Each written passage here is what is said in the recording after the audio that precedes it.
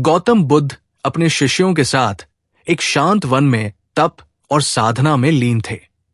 उनके ज्ञान, धैर्य और करुणा की महिमा दूर दूर तक फैली हुई थी। उनके पास हर दिन नए नए जिज्ञासु आते और जीवन के गूढ़ रहस्यों को समझने का प्रयास करते। एक दिन दोपहर के समय बुद्ध अपने आश्रम में ध्यान में लीन थे।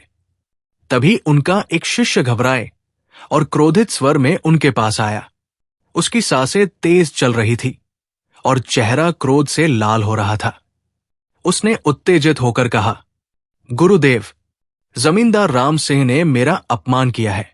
उसने न केवल मुझे अपशब्द कहे बल्कि आपका भी अपमान किया। हमें तुरंत वहां चलना चाहिए और उसे सबक सिखाना चाहिए।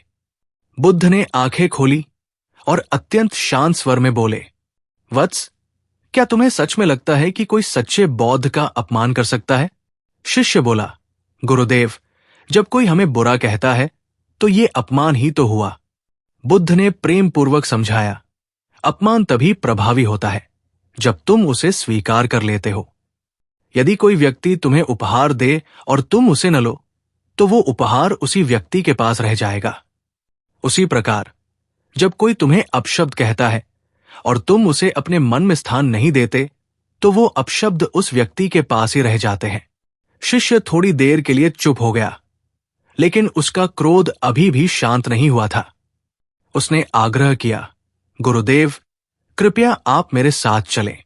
जब वो आपको देखेगा तो वो अवश्य लज्जित होगा और क्षमा मांग लेगा। इससे मेरा मन भी शांत हो जाएगा। बुद्ध ने एक पल के लिए विचार किया और बोले, अच्छा, यदि तुम ऐसा चाहते हो तो मैं अवश्य राम सिंह के पास चलूंगा, लेकिन अभी नहीं, कल सुबह चलेंगे।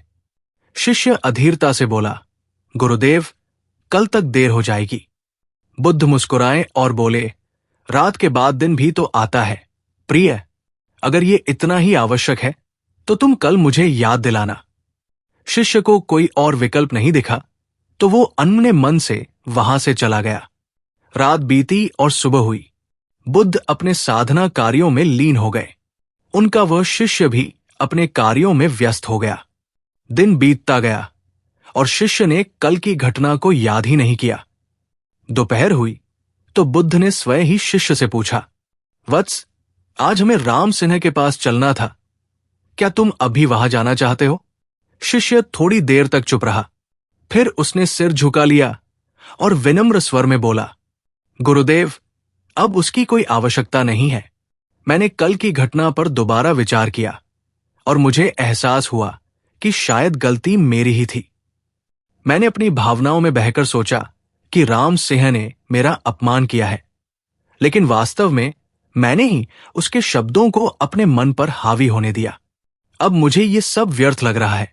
बुद्ध ने मुस्कुराकर कहा, यही तो मैं तुम्हें समझाना चाहता था।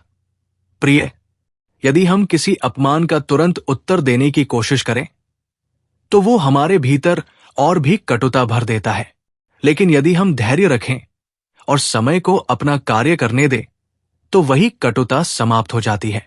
शिष्य बुद्ध की इस गहरी बात को समझ गया।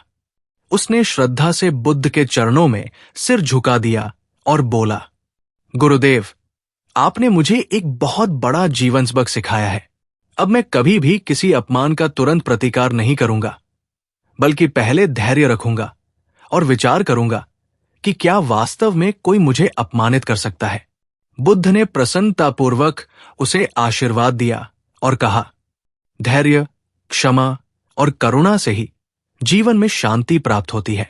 जो व्यक्ति अपने मन को वश में कर लेता है वही सच्चा विजेता होता है।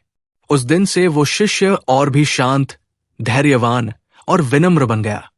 उसने अपने जीवन में ये नियम बना लिया कि किसी भी नकारात्मक बात पर तुरंत प्रतिक्रिया नहीं देगा, बल्कि धैर्यपूर्वक विचार करेगा।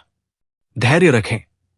किसी भी नकारात्मक स्थिति पर तुरंत प्रतिक्रिया देने के बजाय पहले उस पर विचार करें। अपमान तभी प्रभावी होता है जब हम उसे स्वीकार कर लें। यदि हम दूसरों के बुरे शब्दों को अपने मन में स्थान नहीं देंगे तो वे हमें प्रभावित नहीं कर पाएंगे। समय सबसे बड़ा समाधान है। समय बीतने के साथ हमारी भावनाएं भी बदल जाती हैं। क्रोध और कटुता समय के साथ स्वयं ही समाप्त हो जाते हैं। सच्ची शक्ति आत्मसंयम में है। जो अपने मन को नियंत्रित कर सकता है वही सच्चा विजेता होता है। क्षमा और करुणा अपनाएं। क्षमा करना और करुणा रखना ही वास्तविक शांति की ओर ले जाता है। क्रोध को जीतना सबसे बड़ी विजय है।